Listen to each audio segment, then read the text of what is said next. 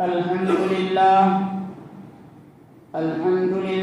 نحمده ونستعينه ونستغفره ونؤمن به ونتوكل عليه ونعوذ بالله من شرور أنفسنا ومن سيئات أعمالنا من يهده الله فلا مضل له ومن يضلل فلا هادي له ونشهد أن سيدنا وسندنا وحبيبنا ومولانا محمدا عبده ورسوله صلى الله عليه وسلم. أعوذ بالله من الشيطان الرجيم. بسم الله الرحمن الرحيم. يا أيها الذين آمنوا استعينوا بالصبر والصلاة. وقال النبي صلى الله عليه وسلم احفظ الله يحفظك احفظ الله تجده تجاهك أو كما قال عليه الصلاة والسلام. صدق الله مولانا العظيم وصدق رسوله النبي الكريم ونحن على ذلك لمن الشاهدين والشاكرين والحمد لله رب العالمين. کھیتیاں سرسبز ہیں غذا کے واسطے، کھیتیاں سرسبز ہیں غذا کے واسطے، یہ چاند سورج ستارے ہیں ضیاء کے واسطے، یہ چاند سورج ستارے ہیں ضیاء کے واسطے، یہ بحر پر شمس و قمر ماء و شمع کے واسطے، یہ جہاں ہے تیرے لیے اور تو خدا کے واسطے. میرے محترم بزرگوں اور دوستوں، حاضرین جمعہ، اسلام کے دیوانوں پروانوں مستانوں اور میرے مسلمان بھائیوں، عزیز دوستوں، اللہ رب العزت نے اس کائنات کو بنایا، پیدا کیا. اس کائنات کے اندر جتنی بھی چیزیں ہیں سب ہمارے لیے پیدا کیے. یہ چاند سورج ستارے، یہ بحر پر، یہ شمس و قمر، یہ آسمان، یہ زمین، یہ سمندر، یہ پہاڑ، یہ پیڑ، یہ پودے، یہ پھل، یہ پھول، غرض کے دنیا کے اندر جتنی بھی چیزیں ہیں سب ہمارے لیے پیدا کیے گئے. اسی کو فرمایا ان الدنیا خلقت لکم، کہ دنیا تمہارے لیے پیدا کی گئی ہے. وقد خلقتم للآخرہ، لیکن تم آخرت کے لیے پیدا کیے گئے ہو. دنیا کی ساری چیزیں ہمارے لیے، سب چیزیں ہمارے فائدے کے لیے، لیکن تمہارا مقصد، تمہاری غرض، تمہاری منزل جو ہے آخرت ہونی چاہیے، دنیا میں. قد خلقتم للآخرہ. میرے عزیزوں، آپ علیہ الصلوۃ والسلام اپنے صحابہ کرام کو بے شمار نصیحتیں کیا کرتے رہتے تھے. صحابہ کرام کا حال یہ تھا کہ ادھر حضور صلی اللہ علیہ وسلم نصیحت کر رہے ہیں اور ادھر عمل کرنے کے لیے وہ تیار ہو جاتے. ایک کان سے سنتے اور دوسرے کان سے اور اس کو دل دماغ کے اندر بٹھانے کی کوشش کرتے اور اس کے مطابق عمل کرنے کی وہ بھرپور کوشش کرتے. معلومات الگ چیز ہے، معمولات الگ چیز ہے. دونوں کو ہمیں اکٹھا کرنے کے بعد ہی ہم کامیاب ہو سکتے. ہم جلسوں میں جاتے ہیں، جمعہ کے خطابات کے اندر ہم بیانات سنتے ہیں، لیکن صرف ہمارے کانوں تک بات پہنچتی ہے، ہم اپنے ذہن و دماغ کے اندر، اپنے دل کے اندر اس بات کو ہم اتارنے کی کوشش نہیں کرتے اور اس کے مطابق ہم عمل کرنے کی کوشش نہیں کرتے. نصیحتیں قرآن کریم کے اندر آیا وَذَكِّرْ فَإِنَّ الذِّكْرَىٰ تَنفَعُ الْمُؤْمِنِينَ، کہ ایمان والوں کو، مسلمانوں کو، مومنوں کو نصیحت کرو. یقیناً نصیحت کرنا یہ مومنوں کے لیے فائدہ سے خالی نہیں ہے. حضرت سلیمان علیہ السلام جا رہے تھے میدان میں، اپنے لاؤ لشکر کے ساتھ جا رہے تھے. چونٹی کا سردار جو اوپر زمین کے اوپر رہ رہی تھی چونٹیاں، چونٹیوں کے سردار نے کہا اے چوٹیوں اپنے اپنے بلوں میں گھس جاؤ، سلیمان کا لشکر آ رہا ہے، کہیں ایسا نہ ہو کہ وہ تمہیں کچل نہ دے اور تمہاری ذات کے بارے میں ان کو احساس بھی نہیں، پتہ بھی نہیں کہ تم زمین میں رہ رہی ہو، چل رہی ہو۔ تو میرے عزیزوں، نصیحت کا فائدہ ہوتا ہے۔ اس چوٹی صاحبہ نے اپنی قوم کو حضرت سلیمان علیہ السلام کے بارے میں بتایا کہ کہیں کچل نہ دے۔ اللہ رب العزت کو اس ڈیوٹی کی خیر خواہی اور اس نصیحت کو اتنا بھایا کہ قرآن کریم میں اس کا ذکر کیا گیا ہے۔ سورہ نمل کے نام سے سورت نازل ہوئی۔ میرے عزیزوں، تو صحابہ کرام جو ہے نصیحت پر عمل کیا کرتے تھے۔ حضرت عبداللہ ابن عباس رضی اللہ تعالیٰ عنہ فرماتے ہیں کہ میں آپ کے پیچھے تھا، ایک سفر کے اندر آپ کے ساتھ میں سفر کر رہا تھا، حضور صلی اللہ علیہ وسلم نے مجھے مخاطب کر کے کہا کہ میں تمہیں چند باتیں، چند کلمات، چند نصیحتیں کرنے جا رہا ہوں، اے عبداللہ تم غور سے سنو اور اس پر عمل کرنے کی کوشش کرو۔ تو کئی مرتبہ خطاب کرنے کے بعد حضور صلی اللہ علیہ وسلم نے حضرت عبداللہ ابن عباس، کون ہے حضرت عبداللہ ابن عباس؟ مفسر قرآن ہے۔ حضرت عبداللہ ابن عباس جب حضور صلی اللہ علیہ وسلم کا انتقال ہوتا ہے، مختصر زندگی ہے، تقریباً 12-13 سال عمر ہے، اور اس سے پہلے یہ نصیحت کی گئی ہوگی حضرت عبداللہ کو، لیکن یہ نصیحت مخاطب کر کے اس وقت حضور صلی اللہ علیہ وسلم فرما رہے ہیں احفظ اللہ یحفظک، کہ تم اللہ کا خیال کرو، اللہ تمہارا خیال کرے گا، اللہ تمہاری حفاظت کرے گا۔ اللہ کا خیال کرنے کا کیا مطلب؟ اللہ کے خیال کرنے کا مطلب کیا ہے؟ کیا اللہ کو ہماری ضرورت ہے؟ نہیں میرے عزیزو، بلکہ ہم اللہ کے محتاج ہیں، ہم ضرورت مند ہیں، ہم محتاج ہیں، اللہ کی نیاز ہے، ہم قدم قدم پر اللہ کی مدد کے محتاج ہیں۔ تو اللہ کے خیال کرنے کا مطلب یہ ہے کہ تم کوئی کاروبار کرتے ہو تو تم اس میں اللہ کا خیال رکھو، جب تم کوئی لین دین کا معاملہ کرتے ہو تو تم اس میں اللہ کا خیال کرو۔ غرض کہ تم بازار میں چل رہے ہو یا تم اپنے گھروں میں ہو یا پڑوس میں ہو یا بازار میں ہو یا سڑک میں ہو، اپنوں میں ہو، غیروں میں ہو، کہیں بھی ہو، ہر جگہ تم اللہ کا خیال رکھا کرو۔ مطلب یہ ہے کہ تم مامورات کو بجا لاؤ۔ اللہ رب العزت نے جو احکام، جو حکم ہمیں دیے ہیں ان پر مکمل طور پر تم عمل پیرا ہو جاؤ، عمل کرنے لگ جاؤ اور منہیات سے تم باز آ جاؤ۔ احفظ اللہ یحفظک، اس کا نتیجہ یہ ہوگا ان تنصروا اللہ ینصرکم، اگر تم اللہ کے دین کی مدد کرو گے تو اللہ تمہاری مدد کرے گا، قدم قدم پر تمہاری مدد کرے گا۔ آج مسلمان بے چین ہے، آج مسلمان پریشان ہے، آج حالات کا شکار ہے، قدم قدم پر الجھنوں میں گرا ہوا ہے، مشکلات کا سامنا کر رہا ہے، بیماریاں ہیں، مصیبتیں ہیں، تکالیف ہیں۔ کیوں؟ اس لیے کہ مسلمان نے اپنے خدا کو، اپنے اللہ کو یاد رکھنا بھلا دیا۔ احفظ اللہ یحفظک، احفظ اللہ تجدہ امامک، تم اللہ کو یاد کرو، اللہ کا خیال رکھو، اللہ کو اپنے سامنے پاؤ، اپنے ساتھ پاؤ گے، اور جس کے ساتھ اللہ ہو جائے، جس کی معیت، اللہ کی معیت جب اس کے ساتھ ہو جائے تو پھر وہ کبھی رائگاں نہیں ہوتا، وہ کبھی ضائع نہیں ہوتا، وہ کبھی برباد نہیں ہوتا۔ آپ نے دیکھا، سنا کہ قرآن کریم کے اندر انبیاء کرام کا ذکر ہوا، وہاں فرمایا ان اللہ معنا لا تحزن ان اللہ معنا ان معی نہیں۔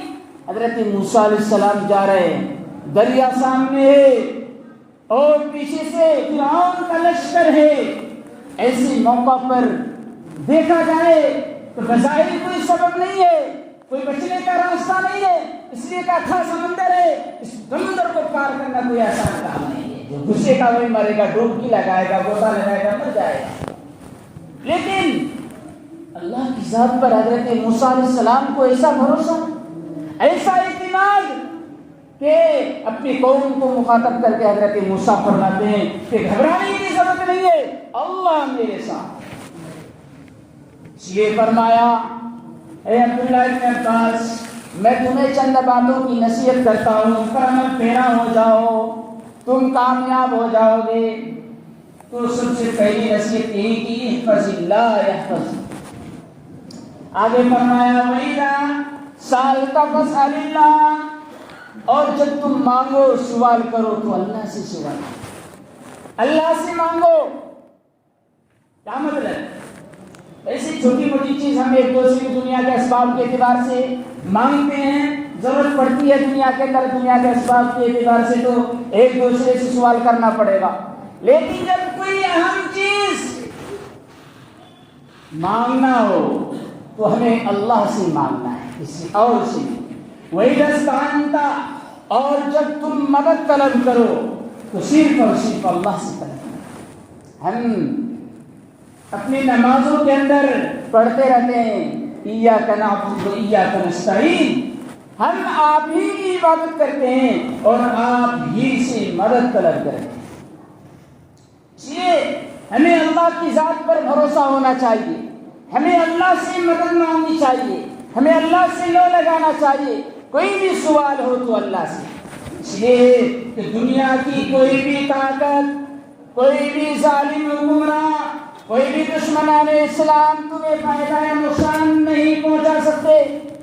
اللہ رب العزت نے حضور صلی اللہ علیہ وسلم نے آگے فرما دیا صاف صاف، وَاعْلَمْ أَنَّ الْأُمَّةَ لَوِ اجْتَمَعَتْ عَلَىٰ أَن يَنفَعُوكَ بِشَيْءٍ لَمْ يَنفَعُوكَ إِلَّا مَا كَتَبَهُ اللَّهُ لَكَ۔ اگر ساری دنیا مل کر تمہیں کوئی نفع پہنچانا چاہے تو وہ نفع نہیں پہنچا سکتے جب تک کہ اللہ نے تمہاری تقدیر میں، تمہاری قسمت میں، تمہارے مقدر میں وہ چیز نہ لکھ دیا ہو۔ مقدر میں ہے، قسمت میں ہے،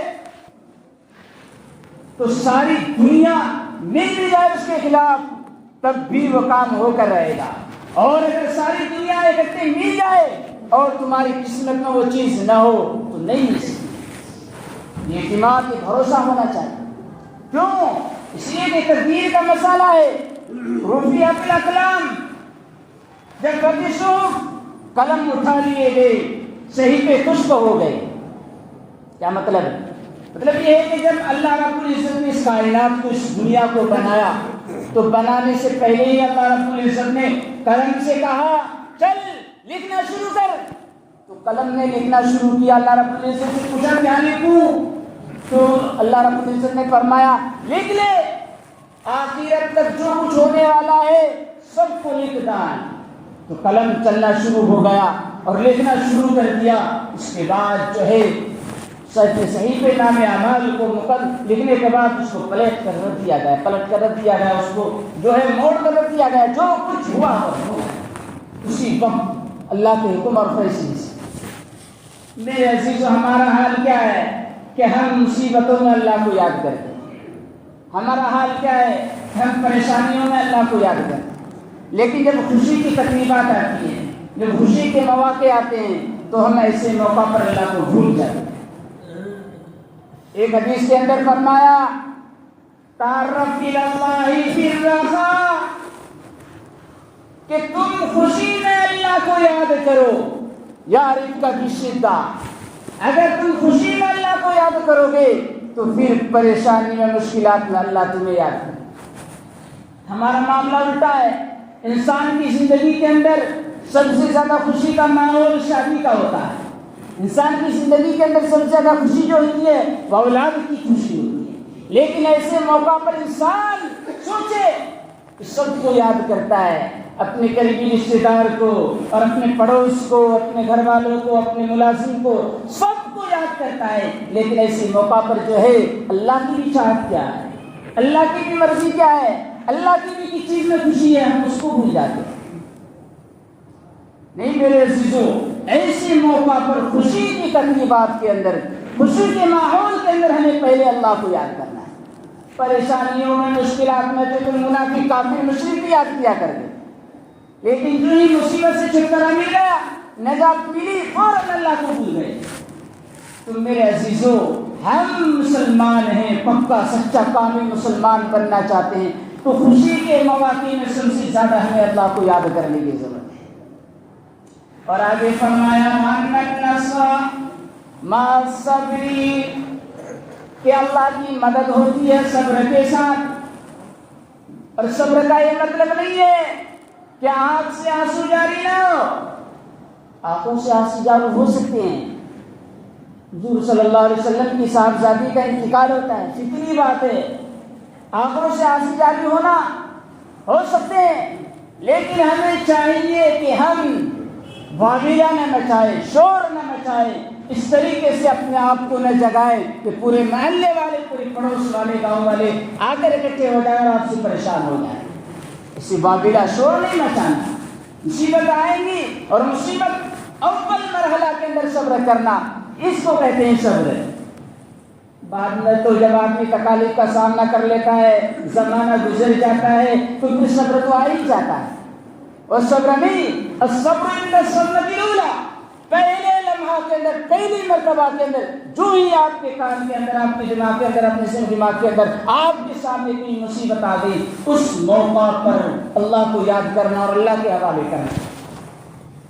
اسی کو فرمایا یا ایھا الذین آمنوا استعینوا بالصبر والصلاۃ، اے ایمان والو تم مدد طلب کرو نماز کے ذریعے، صبر کے ذریعے.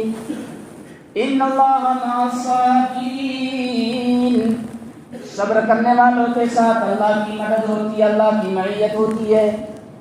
وبشر الصابرین، اور صبر کرنے والوں کو یہ خوشخبری بشارت سنا دیجیے. میرے عزیزوں، ہمیں اسی موقع پر جب بھی کوئی مصیبت ہو، جب بھی کوئی پریشانی ہو، ہمیں اللہ کو یاد رکھنا ہے. مصیبت میں بھی تب بھی، خوشی نہ ہو تب بھی، ہر موقع پر اللہ کو یاد آنا ہے. یہ پریشانیاں، یہ مشکلات ہمیشہ نہیں رہتے، بلکہ آتے جاتے رہتے ہیں یہ حالات. وَأَنَّ مَعَ الْعُسْرِ يُسْرًا، کبھی پریشانی، کبھی مشکلات، کبھی آسانی، کبھی سہولتیں. یہ دنیا کا نظام ہے، یہ چلتے رہیں گے. حضرت عبداللہ ابن عباس نے چھوٹی سی نصیحت پر عمل کیا. حضرت لقمان کا آپ نے نام سنا، انہوں نے اپنے بیٹے کو، لوگوں کو بے شمار حدیثیں، بے شمار نصیحتیں کی ہیں. روایتوں کے اندر آیا 4,000 نصیحتیں کی، اور ایک روایت کے اندر آ کے 6,000 نصیحتیں کی ہیں. ان 4 نصیحتوں کا خلاصہ اپنے بیٹے کو کہا کہ میں 4 باتوں کے اندر بیان کرتا ہوں، بیٹا ان 4 باتوں کو تم اپنا لو، تمہاری دنیا بھی کامیاب ہے اور آخرت بھی کامیاب ہے. پہلی چیز، پہلی نصیحت یہ فرمائی، بیٹا جب تم کسی لوگوں کی مجلس میں ہو، جب تو وہاں تم اپنی زبان کی کو قابو میں رکھنا، اپنی زبان کی حفاظت کرنا. اذا كنت في مجالس الناس فاحفظ لسانك، کہ جب تم لوگوں کی مجلس میں ہو تو ایسے موقع پر ہم اپنی زبان کو کنٹرول میں رکھیں. تنہائی میں اکیلے میں تو ہر شخص اپنی زبان کی حفاظت کر سکتا ہے. تنہائی میں آدمی کیا کرے گا بھائی؟ خاموش رہے گا، ایسی کو اذکار میں لگا رہے گا، بیٹھا رہے گا. اس میں زبان سے کیا غلطی ہوگی؟ غلطی تو یہ ہے کہ آدمی لوگوں کی محفل میں ہو، لوگوں کی مجلس میں ہو، وہاں اپنی زبان کو کنٹرول میں رکھے. کسی کی غیبت نہ کرے، گالی گلوچ نہ دے، کسی کو اپنی زبان سے بدگوئی، بد کلامی نہ کرے، کسی کی سازش نہ کرے. یہ ہے زبان کی حفاظت. اور آگے فرمایا بیٹا جب تم دسترخوان میں ہو تو تم دسترخوان کے وقت اپنے بیٹے کی حفاظت فرما. آج مسلمان کا حال یہ ہے کہ جہاں دسترخوان آیا، مل گیا، بہترین چیزیں مل گئی، تو ایسے موقع پر ہم جو ہے خوب اپنے بیٹے کی حفاظت کر کے نہیں، اس سے زیادہ تجاوز کر جاتے ہیں، جس کی وجہ سے ہم بیماری کا شکار بن جاتے ہیں، ہماری صحت کمزور پڑ جاتی ہے. اس لیے فرمایا کہ بیٹا جب تم دسترخوان پر ہو تو ایسے موقع پر اپنے میدے کی حفاظت کرنا. اور آگے فرمایا کہ جب تم کسی گھر میں جاؤ تو وہاں اپنی نگاہ کی حفاظت کرنا. یہ اس زمانے کی بات ہے تو ہر اعتبار سے ماحول سازگار. آج تو یعنی تو حاشیت بدکلامی بے شمار ہے. ایسے موقع پر چاہے آدمی کہیں بھی ہو اپنی نگاہ کی حفاظت کرے. اور پھر ایک اور بات بیان فرمائی کہ بیٹا جب تم نماز میں ہو تو اپنے دل کی حفاظت کرے. آج مسلمان نماز پڑھتا ہے لیکن ہمارا دل کہیں کھویا ہوا ہے, کہیں ادھر کہیں ادھر. ہماری نماز کیا ہے؟ ایک آدمی کا کوئی سامان گم ہو گیا, اس نے کہیں رکھا تھا, وہ بھول گیا میں اپنا پیسہ روپیہ پیسہ سونا چاندی کا رکھا ہوں, مجھے یاد ہی نہیں آ رہا. ایک صاحب سے پوچھا میں کوئی حال کوئی بتا دو, کوئی صورت جس کی وجہ سے میرا سامان میرا روپیہ پیسہ سونا چاندی مل جائے.